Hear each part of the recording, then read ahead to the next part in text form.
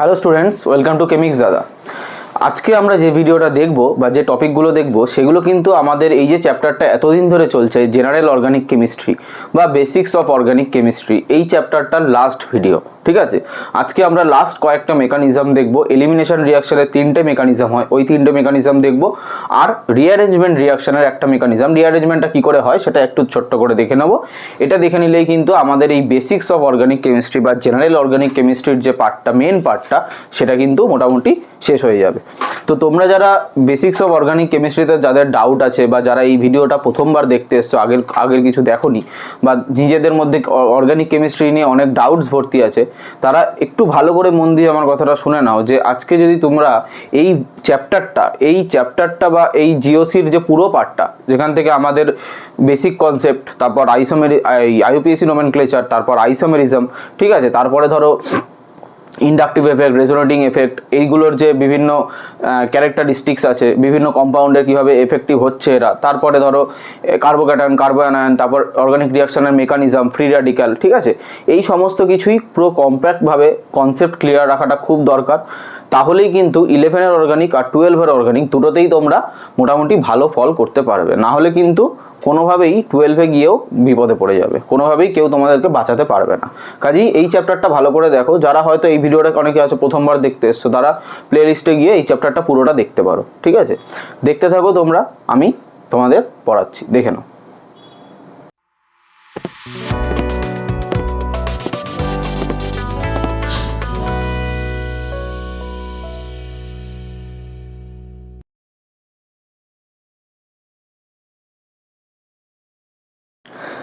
চলো আমরা স্টার্ট করি। আমাদের আজকের যেটা টপিক, প্রথম টপিক, সেটা হচ্ছে এলিমিনেশন রিয়াকশন। ঠিক আছে, এলিমিনেশন রিয়াকশন। এই এলিমিনেশন রিয়াকশনের ডেফিনেশন কি, এটা আমি SN1 SN2 যখন পড়িয়েছিলাম সেই ভিডিওটাতে চার্টের মধ্যে বলেছিলাম। তাও আর একবার বলে দিচ্ছি, এলিমিনেশন রিয়াকশন মানে শুধু এলিমিনেট হবে বা শুধু বাদ যাবে। মানে একটা কম্পাউন্ডের মধ্যে ধরো কোনো অ্যাটম আছে বা গ্রুপ আছে, সেইটা কমপ্লিটলি বাদ হয়ে যাবে, কেউ বাইরে থেকে ঢুকবে না বা কারোর জায়গাকে কেউ রিপ্লেসও করবে না, শুধুমাত্র কেউ একজন আছে, সে বেরিয়ে চলে যাবে। ঠিক আছে, এটা হচ্ছে এলিমিনেশন রিয়াকশন, সোজা হিসাব। এই এলিমিনেশন রিয়াকশন 3টে টাইপের হয়। ঠিক আছে, একটা হয় E1, একটা হয় E2, আর একটা হয় E1CB। ঠিক আছে, E1, E2 আর E1CB। E1টা হচ্ছে elimination unimolecular, elimination bimolecular, elimination unimolecular from conjugate base. ঠিক আছে, আমি আবার পুরো নামগুলো লিখবো। ঠিক আছে, তো আপাতত আমরা E1টা দেখব।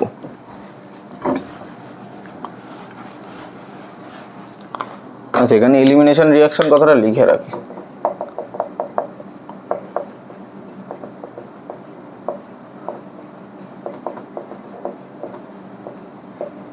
ক্লিয়ার? আচ্ছা, তো প্রথমে আমরা দেখব E1। E1 এর নাম কি বললাম? এলিমিনেশন ইউনিমলিকিউলার, ইউনিমলিকিউলার। আচ্ছা, তোমাদের নিশ্চয়ই যারা SN1 SN2 এর ভিডিও দেখেছো, তাদের SN1 রিয়াকশনটার কথা মনে আছে। ঠিক আছে, বা কেউ যদি দেখে না থাকো, কেউ দেখে নিতে পারো। ঠিক আছে, প্রবলেম নেই। তো SN1 রিয়াকশনে আমাদের কি হতো, দুটো স্টেপের রিয়াকশন হতো।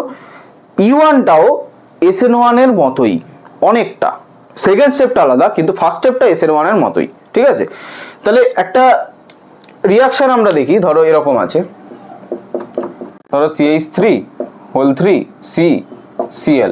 ঠিক আছে, এইখান থেকে এটার মধ্যে আমি দিচ্ছি KOH। ওটাতেও KOH দিয়েছিলাম, কিন্তু অ্যাকুয়াস KOH দিয়েছিলাম। এখানে KOH এর সাথে আমরা দেব অ্যালকোহল।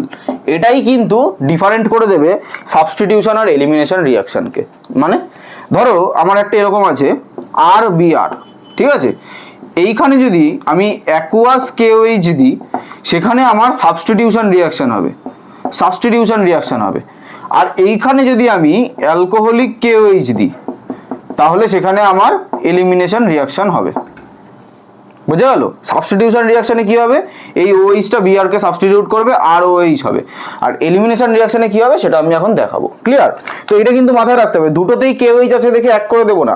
একটা অ্যাকুয়াস কেওএইচ মানে কেওএইচটাকে জলে গুলে দিয়েছি আমরা, ওয়াটার সলিউশন করে দিয়েছি, আর একটা অ্যালকোহলিক কেওএইচ মানে কেওএইচটাকে কোনো একটা অ্যালকোহলের মধ্যে সলিউশন করে দিয়েছি। যেমন ধরো ইথানল C2H5OH, ইথানলের সাথে কেওএইচটাকে অ্যাড করে আমরা এই মিডিয়ামে দিয়েছি।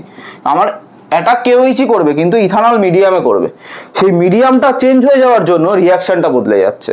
বিশাল মজার ব্যাপার, রিয়েজেন্ট বদলাচ্ছে না, সাবস্ট্রেট বদলাচ্ছে না, শুধুমাত্র রিয়াক্ট্যান্ট বদলাচ্ছে না, রিয়েজেন্ট বদলাচ্ছে না, কিন্তু মিডিয়াম বদলে যাওয়ার জন্য রিয়াকশন বদলে যাচ্ছে। সেই এক্সাম্পল হচ্ছে সাবস্টিটিউশন আর এলিমিনেশন। সাবস্টিটিউশনে অ্যাকুয়াস মিডিয়াম থাকে, ওয়াটার মিডিয়াম, তাই ওটা সাবস্টিটিউশন হয়, একজন আরেকজনের জায়গায় বসে। এলিমিনেশনে সেম রিয়েজেন্টই অ্যালকোহলিক মিডিয়ামে আমরা দিচ্ছি, সেখানে এলিমিনেট হয়ে যাচ্ছে, কেউ কারোর জায়গায় বসছে না। ক্লিয়ার? বেশ মজাদার একটা ব্যাপার। তো এখানে আমাদের কি তৈরি হবে, এখানে আমাদের এইটা তৈরি হবে, CH3 C double bond CH2, এটা তৈরি হবে। কি করে তৈরি হবে সেটা আমি দেখাবো, ঠিক আছে? এটা আপাতত তৈরি হবে, এটুকু জেনে রাখো। এইবারে এই মেকানিজমটা আমরা দেখব। এই মেকানিজমটাও দুটো স্টেপে হয়, এই মেকানিজমটাও দুটো স্টেপে হয়। স্টেপ 1, স্টেপ 1 এ কি হয় আমি কি বললাম, similar to SN1, step 1 of E1 is similar to step 1 of SN1। ঠিক আছে? তার মানে SN1 এর স্টেপ 1 এ কি ছিল, আমাদের জেনারেশন অফ কার্বো ক্যাটায়ন, তাই না?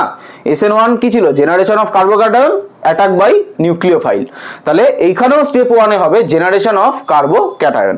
তাহলে কার্বো ক্যাটায়ন কোথা থেকে তৈরি হবে, এই যে রিঅ্যাক্ট্যান্ট যেটা আছে সেটা থেকে তৈরি হবে। তাহলে এটাকে এরকম আঁকা যায়, খুলে আঁকা যায়। এখান থেকে ক্লোরিন, এখান থেকে কার্বো ক্যাটায়ন কি করে তৈরি হবে, এই যে বন্ডের দুটো ইলেকট্রন আছে, এই বন্ডের ইলেকট্রনটা ক্লোরিন নিজের মাথায় নিয়ে নেবে। কেন? কারণ ক্লোরিনের ইলেকট্রোনেগেটিভিটি কার্বনের থেকে বেশি, ও ইলেকট্রনটাকে নিজের মাথায় নিয়ে নেবে আর কার্বনকে পজিটিভ করে দেবে। তার ফলে কি হবে, CH3C, এই কার্বনের মাথায় একটা পজিটিভ চার্জ চলে আসবে, প্লাস ক্লোরিন মাইনাস। ঠিক আছে? এইটা ফাস্ট হবে, সরি এটা স্লো হবে। ঠিক আছে? এটা হবে ক্লোরিন মাইনাস। তাহলে এটা এখানে কি হচ্ছে, এটা হচ্ছে হেটেরোলাইটিক ফিশন। আমরা জানি যে একটা বন্ড যদি পুরোটা ভেঙে একজনের মাথাতেই দুটো ইলেকট্রন উঠে যায়, তাহলে সেখানে অ্যানায়ন তৈরি হয় আর অপোজিট পজিশনে ক্যাটায়ন তৈরি হয়, এটাকে বলে হেটেরোলাইটিক ফিশন।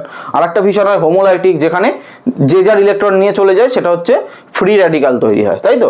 আশা করি তোমাদের মনে আছে। এটা হচ্ছে স্টেপ 1, কার্বো ক্যাটায়ন জেনারেট করলো। SN1এও কিন্তু সেম হতো, ভেবে দেখো SN1এও সেম জিনিসই হতো। এবার স্টেপ 2তে কি হবে, স্টেপ 2তে এই যে কার্বো ক্যাটায়নটা জেনারেট করেছে, ঠিক আছে, CH3C, এটাকে আমি একটু মডিফাই করে লিখতে হবে, নিজে থেকে কিছু বানাবো না, এরকম CH2H আর এখানে কার্বো ক্যাটায়নের প্লাস চার্জ, এরকম করে লিখলাম, কিছুই না। দেখো এই CH3, তিনটে CH3 আছে তো এই কার্বনের সাথে, একটা দুটো, এই CH3টাকে আমি একটু খুলে একটা হাইড্রোজেন খুলে এঁকেছি। কেন এঁকেছি তার কারণ তোমরাই বুঝতে পারবে। ঠিক আছে? এটা খুলে আঁকার কারণ হচ্ছে আমার এইখানে মিডিয়ামটা কি আছে, এখানে মিডিয়ামটা অ্যালকোহল আছে, মিডিয়ামে আমার অ্যালকোহল আছে, তাই তো? এইবারে এই যে KOH দিয়েছি, এখানে যে OH মাইনাস আছে, OH মাইনাসটা এখানে বেস হিসাবে কাজ করবে। Here OH minus or KOH acts as base, এটা বেস হিসাবে কাজ করবে। বেস কি করে, বেসের প্রপার্টি কি, প্রোটনকে অ্যাবজর্ব করা, তাই না? ব্রনস্টেড লাউরির ডেফিনেশন অনুযায়ী অ্যাসিডের ডেফিনেশন হচ্ছে প্রোটনকে রিলিজ করা, আর বেসের ডেফিনেশন হচ্ছে প্রোটনকে অ্যাকসেপ্ট করা। তাহলে এটা যদি বেস হিসাবে কাজ করে, তাহলে এ কি করবে, প্রোটনকে অ্যাকসেপ্ট করবে। What is proton? প্রোটন মানে H+, আমরা জানি, তাই না? H+ কি আমরা প্রোটন বলে চিনি। কেন H+ কে প্রোটন বলে চিনি? তার কারণ হাইড্রোজেনে 1H1 মানে ইলেকট্রন নাম্বার 1টা, প্রোটন নাম্বার 1টা, নিউট্রন নাম্বার 0। তাহলে এখান থেকে যদি ইলেকট্রন বেরিয়ে যায়, তার মানে H+, মানে ইলেকট্রন বেরিয়ে গেছে, তার মানে ইলেকট্রন নাম্বার 0, তার মানে প্রোটন নাম্বার 1, তার মানে এইটা অ্যাকচুয়ালি প্রোটনকেই রিপ্রেজেন্ট করে। বোঝা গেল? তাহলে আমরা প্রোটন বলে হাইড্রোজেন প্লাসকেই জানি। এইবারে এই OH মাইনাসটা যদি প্রোটনকে অ্যাবজর্ব করে, তাহলে কি হবে, কোথা থেকে? এই যে আমি হাইড্রোজেনটা খুলে রেখেছি, ধরো এটাকে নেবে, তাহলে এই OH মাইনাসটা এই হাইড্রোজেনটাকে এসে নেবে। এবার হাইড্রোজেনটাকে কিভাবে নেবে? ওই যে আমি বললাম প্রোটন হিসাবে, H প্লাস হিসাবে নেবে, তাই না? এবার হাইড্রোজেনটাকে যদি H প্লাস হিসাবে নেয়, তাহলে হাইড্রোজেনটার যে এই যে ইলেকট্রন দুটো আছে, এই হাইড্রোজেনটার ইলেকট্রন ও এখানে ফেলে দিয়ে চলে যাবে, তাই না? ও যে H প্লাস হিসাবে নিল, ইলেকট্রনটা তো ওখানে রেখে যেতে হবে, তাহলে ইলেকট্রনটা এখানে পড়ে যাবে বন্ড হিসাবে। ক্লিয়ার? তখন কি তৈরি করবে ভালো করে দেখো, CH3 C, নিচে আর একটা ধরো CH3 আছে, ডাবল বন্ড হয়ে গেল, এখানে একটা সিগমা বন্ড ছিল আর একটা পাই বন্ড তৈরি হবে, এখানে CH2, এইটা হয়ে গেল আমার প্রোডাক্ট, এটাই এটা। ক্লিয়ার? দেখো এখানে তাহলে কি হলো, এখানে কিন্তু আচ্ছা এটা ফাস্ট হবে, এই রিয়াকশনটা ফাস্ট হবে, আর এটা স্লো মানে এটাকে আমরা বলবো RDS মানে আগেও বলেছি, এই ভিডিওতেও বলে দিচ্ছি, রেট ডিটারমাইনিং স্টেপ। RDS মানে রেট, যাদের লেখা নেই লিখে নাও, rate determining step. Clear?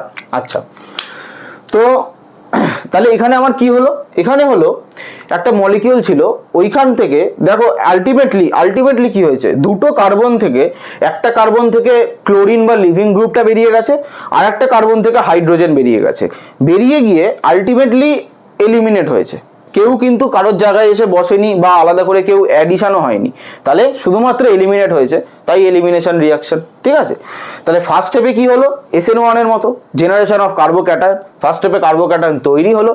Second স্টেপে কি হলো, সেকেন্ড স্টেপে এই যে KOH-টা, এটা বেস হিসেবে কাজ করবে, OH মাইনাসটা বেস হিসেবে কাজ করবে। বেস কি করবে, বেস হচ্ছে প্রোটন অ্যাকসেপ্টার, এখানে লিখে দিচ্ছি, বেস হচ্ছে প্রোটন অ্যাকসেপ্টার, মানে যারা প্রোটনকে অ্যাকসেপ্ট করতে পারে, প্রোটন মানে H প্লাস অ্যাকসেপ্টার। ঠিক আছে? তাহলে প্রোটনকে অ্যাকসেপ্ট করবে, তাহলে এখান থেকে একটা প্রোটনকে যদি নিয়ে না H প্লাসকে, তাহলে হাইড্রোজেন ইলেকট্রনটা ফেলে বেরিয়ে যাবে, এখানে ইলেকট্রন ফেলে দিলে একটা ডাবল বন্ড হয়ে যাবে, পাই বন্ড হয়ে যাবে, এটাই হচ্ছে আমার ডিজায়ার্ড প্রোডাক্ট, এটাই হচ্ছে আমার এলিমিনেশন রিয়াকশনের প্রোডাক্ট। ক্লিয়ার? বোঝা গেল? এই হচ্ছে এলিমিনেশন রিয়াকশন। এইবারে E1 কেন বলছে, SN1 এর মতোই, ভালো করে দেখো, এইখানে দুটো স্টেপে হচ্ছে, তাহলে আমি ওখানেও বলেছিলাম, আবারও বলছি, যে রিয়াকশন মাল্টি স্টেপে হবে, একের বেশি স্টেপে হবে, সেই রিয়াকশনের রেট মানে রিয়াকশনটা কতটা তাড়াতাড়ি হবে বা কতটা স্লো হবে, এই রেটটা শুধুমাত্র একটা স্টেপের উপরই ডিপেন্ড করে, সবকটা স্টেপের উপর ডিপেন্ড করে না। কোন স্টেপটার উপর ডিপেন্ড করে, যে স্টেপটা স্লো হয়, মানে যে স্টেপটা স্লোয়েস্ট হয়। ঠিক আছে? তাহলে এখানে স্লোয়েস্ট স্টেপ এইটা, ওই জন্য এটাকে আমরা রেট ডিটারমাইনিং স্টেপ বলে নাম দিয়েছি, মানে এইটা দেখে আমরা রেটটা ডিটারমাইন করতে পারবো। তাহলে এই স্টেপে আমি যদি এখন রেট ইকুয়েশনটা লিখি, তাহলে এই E1 এর রেট ইকুয়াল টু আমরা কি লিখবো, রেট কনস্ট্যান্ট ইনটু এইটার কনসেন্ট্রেশন, মানে CH3 CCl, এই পার্টটা যেটা আছে সেটার কনসেন্ট্রেশন। এখানে কিন্তু KOH এর কনসেন্ট্রেশনের উপর এই মেকানিজমটা ডিপেন্ড করছে না, কারণ এই স্লো স্টেপে KOH এর কোনো ভূমিকা নেই, সেক্ষেত্রে শুধুমাত্র একটা মলিকিউলের ওপরই এই রিয়াকশনটা রেটটা ডিপেন্ড করে আছে, শুধুমাত্র একটা মলিকিউল, তাই এটা হচ্ছে এলিমিনেশন ইউনিমলিকিউলার, মানে ওয়ান মলিকিউলার, E1। ক্লিয়ার? SN1ও সেমই ছিল, আশা করি বোঝা গেছে, দেখে নাও। এবারে আমরা দেখব E2 মানে এলিমিনেশন বাই মলিকিউলার। ঠিক আছে? একটা রিয়াকশন দেখে নিই, ধরো এরকম আছে, CH3 CHBr CH3, এটাকে যদি আমরা KOH দিই, আর মিডিয়ামটা কি, অ্যালকোহল। ঠিক আছে? অ্যালকোহলিক KOH দিই, তাহলে কি হবে, একটা কার্বন থেকে ব্রোমিন আর একটা কার্বন থেকে হাইড্রোজেন এলিমিনেট হয়ে বা অপসারিত হয়ে আমার এই প্রোডাক্টটা তৈরি করবে। ঠিক আছে? ধরো এখান থেকে ব্রোমিন আর এখান থেকে হাইড্রোজেন সরে গিয়ে এই প্রোডাক্টটা তৈরি করবে, প্লাস আমার কি হবে, KBr তৈরি হবে, আর প্লাস ওয়াটার, এই দুটো তৈরি হবে। ঠিক আছে? যাই হোক, এইবারে এটা হচ্ছে কি করে, মেকানিজমটা আমাদেরকে দেখতে হবে। এবারে আমরা মেকানিজমটায় ঢুকে যাই। এই মেকানিজমটা ওয়ান স্টেপ মেকানিজম হয়, same like SN2, one step mechanism. Clear? দেখো ভালো করে বোঝার বিষয় আছে। ধরো এইখানে এই CH3 CH,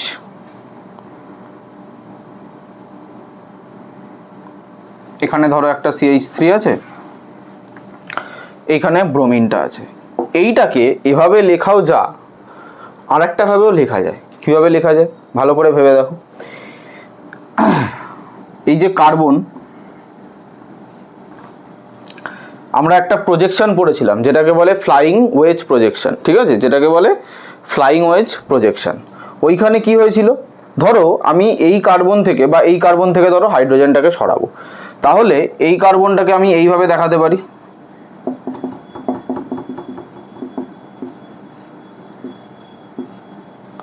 ঠিক আছে, সিঙ্গেল বন্ড। এবার আমি এই যে এইটা হচ্ছে 1, এটা ধরো 2, এটা আমি 1টা আঁকলাম, বুঝতে পেরেছো? এবার 2টা যদি আমি এখানে আঁকি তাহলে এরকম দেখাবো, এইখানে ধরো বিআর, এখানে একটা হাতে হাইড্রোজেন, একটা হাতে মিথাইল, তাই ধরো একটা হাতে হাইড্রোজেন আর একটা হাতে আমার CH3 গ্রুপ আছে, ঠিক আছে। এইভাবে কিন্তু আমরা এটাকে দেখাতে পারি, বা বিআরটাকে এরকম উপরে না দেখিয়ে এটাকে নিচেও দেখাতে পারি, কোনো প্রবলেম নেই, ঠিক আছে, এরকম দেখাতে পারি।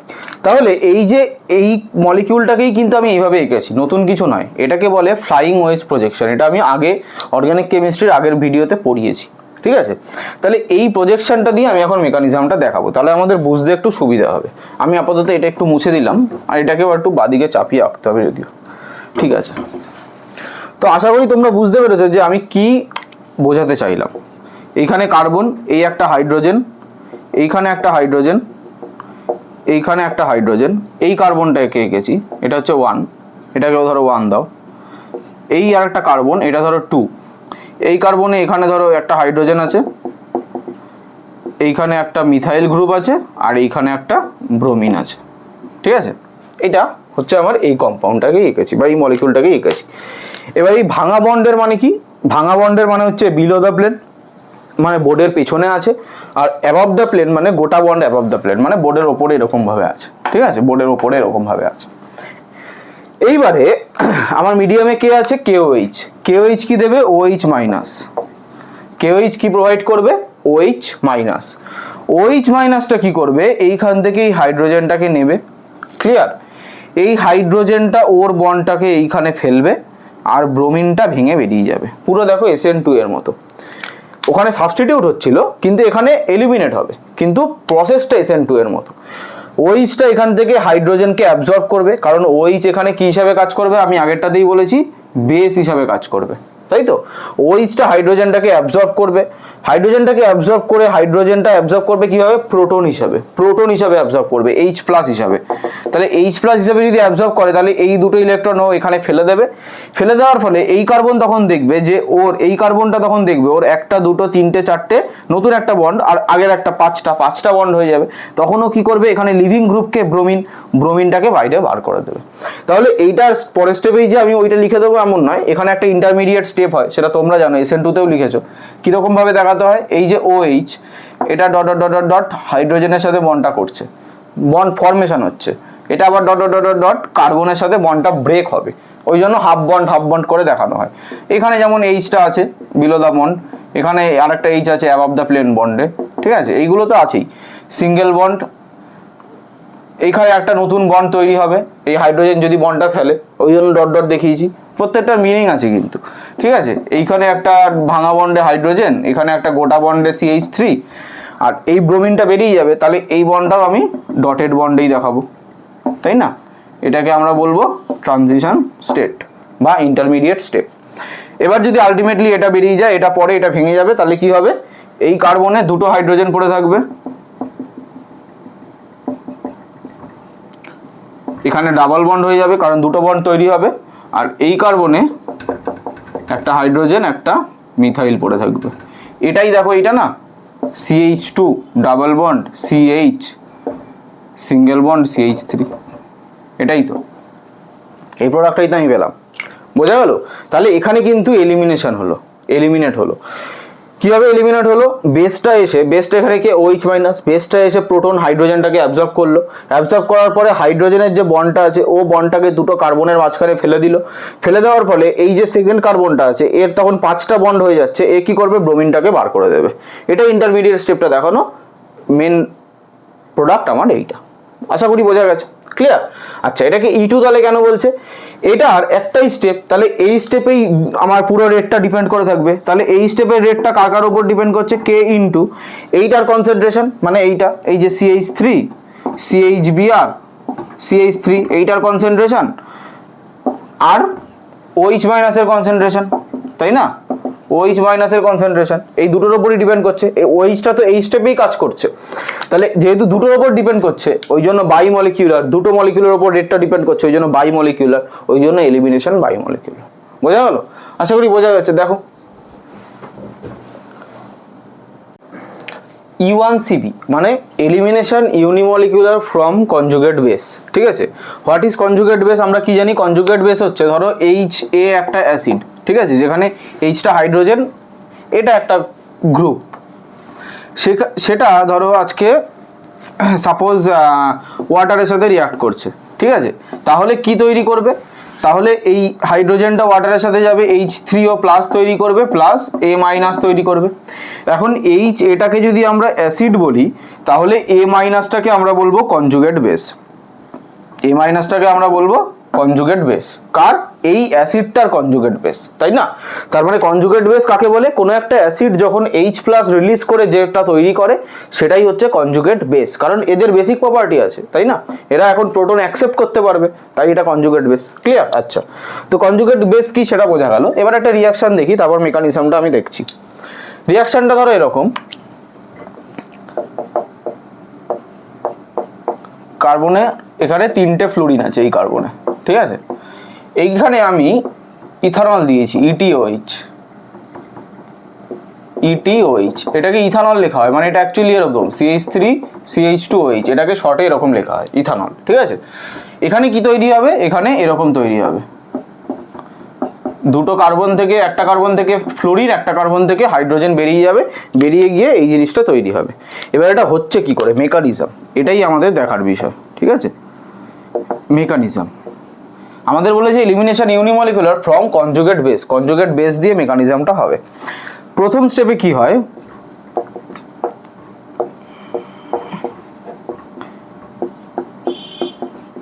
এই যে মলিকিউলটা আছে, এই মলিকিউলটাতে আমার মিডিয়ামে কি আছে? ETOH কিভাবে ভাঙতে পারে? ETO minus plus H plus. আমি বললাম ETOH মানে এইটা, মানে এটা অ্যাকচুয়ালি CH3CH2O মাইনাস, এই জিনিসটাকেই আমি এইটা দিয়ে রিপ্রেজেন্ট করছি, তাই না? তাহলে এখানে ধরো ETO মাইনাসটা আমি লিখলাম, এই ETO মাইনাসটা এখান থেকে প্রোটনটাকে অ্যাকসেপ্ট করবে, কারণ এটা বেস হিসেবে কাজ করছে। প্রোটন যদি অ্যাকসেপ্ট করে মানে H প্লাস অ্যাকসেপ্ট করবে, তার মানে হাইড্রোজেন এইখানে ফেলে দেবে বন্ডটা, ঠিক আছে, হাইড্রোজেন এখানে বন্ডটা ফেলে দেবে। ফেলে দেওয়ার পরে কি করবে? এখানে এইখানে দেখো ক্লোরিন একটা আছে, কার্বন, এই ক্লোরিন আছে, এই কার্বন, এখানে ফ্লোরিন, এখানে ফ্লোরিন, এখানে ফ্লোরিন, 3টে ফ্লোরিন আছে। তাহলে এখানে ইলেকট্রন যদি ফেলে দেয় তাহলে এটা নেগেটিভলি চার্জড হবে, এখানে ইলেকট্রন ফেলে দিলে এটা নেগেটিভলি চার্জড হবে, ঠিক আছে। এইবারে দেখো এই যে স্টেপটা থেকে এই স্টেপটা হলো, এই স্টেপটা কিন্তু ফার্স্ট হয়, ঠিক আছে, এই স্টেপটা ফার্স্ট হয়। এর পরের স্টেপে কি হয়? এর পরের স্টেপে এই কার্বন এই ইলেকট্রনটাকে এখানে ফেলে। আচ্ছা, পরের স্টেপটা বলছি, তার আগে একটা জিনিস বলে নিই। এইটা দেখো, এইটা কি হলো? এইটা ধরো একটা অ্যাসিড ছিল সাপোজ, সে একটা H প্লাস ছেড়ে দিল, H প্লাস ছেড়ে দিয়ে যেটা তৈরি করবে সেটাকে আমরা কি বলবো? Conjugate base. একদম, এই জন্যই এই রিয়াকশনটা এলিমিনেশন ফ্রম কনজুগেট বেস। তাহলে এখানে একটা কনজুগেট বেস আগে তৈরি হলো। এবার এই কনজুগেট বেসটা পরের স্টেপে কি হবে? এটা রিভার্সিবল স্টেপ। পরের স্টেপে হবে এইখান থেকে ইলেকট্রনটা ফেলবে, এখান থেকে ও একটা ফ্লোরিনকে বার করে দেবে, কারণ এই কার্বনের 5টা বন্ড হয়ে যাবে, একটা ফ্লোরিনকে বার করে দেবে। তাহলে দেখো এইটা তৈরি হচ্ছে, আমি যেটা প্রোডাক্টে লিখেছিলাম, এখানে ডাবল বন্ড, এখানে দুটো F। এই স্টেপটা হয় স্লো, এই স্টেপটাকেই বলে RDS, রেট ডিটারমাইনিং স্টেপ। আমরা জানি স্লো স্টেপটাকেই রেট ডিটারমাইনিং স্টেপ ধরা হয়। কাজেই এই রিয়াকশনটার রেট ইকুয়াল টু, আমরা যদি K ইন্টু লিখি তাহলে এইটার উপর ডিপেন্ড করবে, মানে C মাইনাস এখানে Cl2 আছে, CCF3, এইটার উপর রেটটা ডিপেন্ড করবে। তার মানে একটা মলিকিউলার, ওই জন্য elimination unimolecular from conjugate base, এটা তো কনজুগেট বেস, তাই না? তাহলে কনজুগেট বেস তৈরি হয়ে আমার রিয়াকশনটা যাচ্ছে। তাহলে বোঝা গেল E1CBটা কি করে হবে? প্রথমে কম্পাউন্ডটা মলিকিউলটা ছিল, মলিকিউলটা থেকে বেসটা একটা প্রোটনকে অ্যাকসেপ্ট করলো, অ্যাকসেপ্ট করার ফলে কনজুগেট বেস তৈরি হলো, কনজুগেট বেসটা এবার নেগেটিভ চার্জটা ফেললো, একটা ফ্লোরিন বেরিয়ে গেল। এই হচ্ছে আমার গল্প। ক্লিয়ার? দেখে নাও। আচ্ছা, এইবারে আমাদের লাস্ট টপিক সেটা হচ্ছে রিঅ্যারেঞ্জমেন্ট রিঅ্যাকশন, মানে অর্গানিক বেসিক অর্গানিক বা জিও0 লাস্ট টপিক, ঠিক আছে। তো রিঅ্যারেঞ্জমেন্ট রিঅ্যাকশন মানে এই রিঅ্যাকশনে যে মলিকিউলগুলো যেখানে ছিল সেইখানের নিজের জায়গা পরিবর্তন করে ওই কম্পাউন্ডের মধ্যেই অন্য একটা স্পেসে চলে যাবে। মানে বাইরে থেকে কেউ আসবে না বা বেরোবে এরকম ব্যাপারটা নয়। ধরো একটা জায়গায় কেউ একজন বসেছিল, সে সেইখানের জায়গাটা চেঞ্জ করে অন্য একটা জায়গায় চলে যাবে। এইটা হচ্ছে রিঅ্যারেঞ্জমেন্ট, নতুনভাবে অ্যারেঞ্জ করা, ঠিক আছে। যেমন একটা এক্সাম্পল আমি দিচ্ছি, ধরো এইটা আছে, এটাকে আমরা পিনাকল বলে জানি।